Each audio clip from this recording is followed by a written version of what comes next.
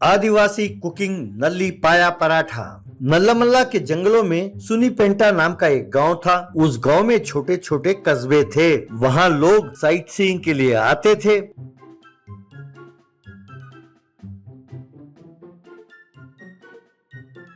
उन पर्यटकों के लिए रानी और उसके पति शेषु मिलकर पाया पराठा बनाकर बेचते थे। बेशक 1 रुपए कम मिले, लेकिन रानी अपने क्वालिटी में कोई कमी नहीं करती थी।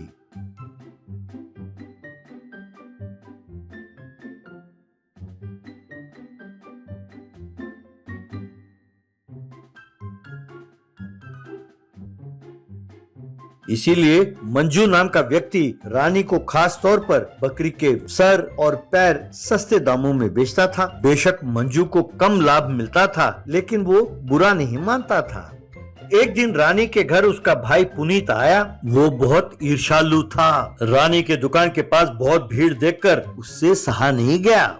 एक दिन पुनीत उसके जीजाजी शेषु से, क्यों जीजाजी, लगता है बहुत बिजी हो गए हो आप, हैं? पर ये क्या जीजाजी, आपने मेरे दीदी के लिए सोने का एक हार भी नहीं बनवाया। अगर उसे आप सोने का हार बना कर देते तो मैं आकर गिरवी रखता ना जीजाजी। वैसे इतने पैसे जो आप दोनों कमा रहे हो, उसका करते क्या हो आप दोनों? तब शेषु, अरे लाभ कहाँ मिलता है पुनीत, तुम तो अपनी दीदी के बारे में जानते हो ना। अगर क्वालिटी में कोई हेर फेर की तो अपने पति को भी नहीं बख्शती, वो मुझे मारेगी। और वैसे भी पुनीत, धंधा भरोसे पर चलता है। तब पुनीत, अरे जीजाजी, भरोसा गई तेल लेने।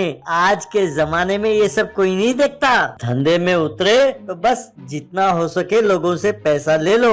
यूं कही रहा था कि तभी रानी वहां आई। अरे भैया, बोलना आसान है, धंधे में उतरो तो पता चले गहराई। और वैसे भी जो लोग यहाँ आते हैं उन्हें हम आदिवासियों पर भरोसा है। वो ये मानते हैं कि जो अच्छा स्वादिष्ट खाना उन्हें अपने शहरों में नहीं मिलता, वो यहाँ इस गांव में मिलता है। उस भरोसे को हम नहीं तोड़ सकते। तब पुनीत, अरे दीदी, तुम भी क्या लेके बैठ गई हैं? भरोसा तो ठीक है दीदी, देखती जाओ। 1 महीने के अंदर अंदर मैं तुम्हारे दुकान के सामने एक अपना ढाबा खोलूंगा, जहाँ पर बकरी का पाया और नल्ली पराठा बनाकर खिलाऊंगा। इतना ही नहीं, मैं तो बोटी भी बेचूंगा। मैं तुम्हें दिखाऊंगा कि पैसे कैसे बनाते हैं। अपने इस भाई को देखकर सीखना दीदी, हैं? कहकर वहां से चला गया।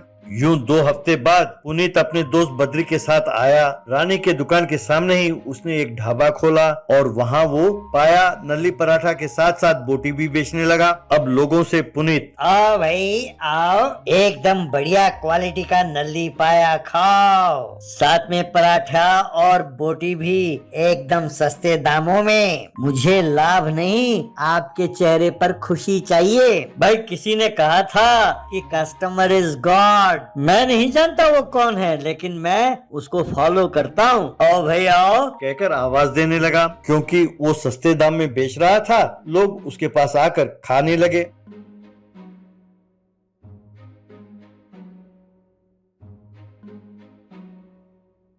यूं 2 ही दिनों में लोगों को उसके खाने की आदत पड़ गई। धीरे धीरे पुनीत ने नल्ली पराठा में हड्डियां कम डालने लगा, लेकिन बोटी करी ज्यादा डालने लगा। यूं वो ज्यादा पैसे बचाने लगा।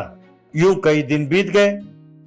एक दिन उसके पास पराठा खाने वाला है एक ग्राहक, भाई पुनीत, मैं तुम्हारे पास हर रोज नल्ली पराठा और बोटी खा रहा हूँ, लेकिन 1 हफ्ते से जब से मैं ये बोटी खा रहा हूँ मेरे पेट में दर्द हो रहा है। ऐसा क्यों भला? तब पुनीत, अरे भैया, ये कोई साधारण पेट दर्द नहीं है। ये इस नल्ली पराठा और बोटी करी के लिए तुम्हारा पेट तड़प रहा है, बस यही है। यानी जैसे ही खाने का टाइम हो जाए तो तुम्हारा पेट कहता है, जल्दी चलो जल्दी चलो, पराठा खाना है, नल्ली पराठा, वो भी पुनीत वाला नल्ली पराठा, जल्दी करो जल्दी करो।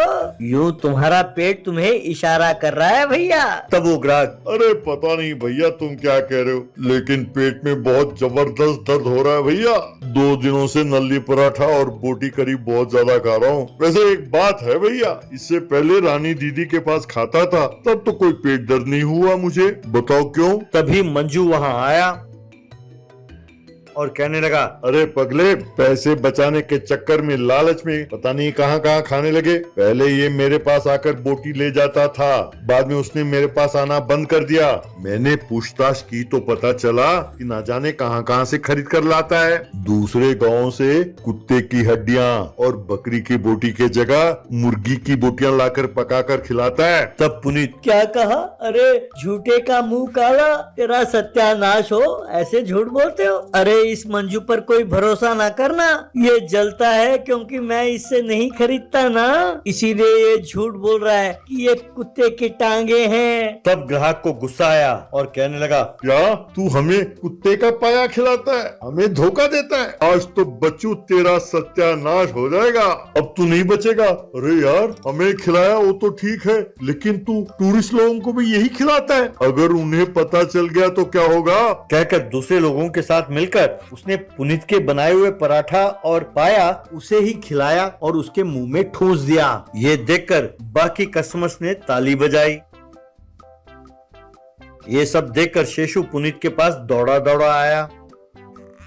शेषु को देखकर पुनीत, देखा जीजाजी, ये गांव वाले कितने बड़े साइको हैं, इन्होंने मेरा परोठा मेरे ही मुंह में ठूस दिया। तब शेषु, अब लोगों से पंगा लोगे तो यही होगा भैया, अगर लोगों के साथ ईमानदारी से बर्ताव करोगे तो सिर पर बिठाएंगे, और ऐसा हेरा फेरी करोगे तो तुम्हें उल्टा लटकाएंगे। अब दोबारा यहाँ आस पास दिखाई न देना। चलो चलो यहाँ से, मैं तुम्हें अस्पताल ले जाता हूँ और वहाँ से सीधा अपने घर चले जाना। कहकर उसे अस्पताल ले गया।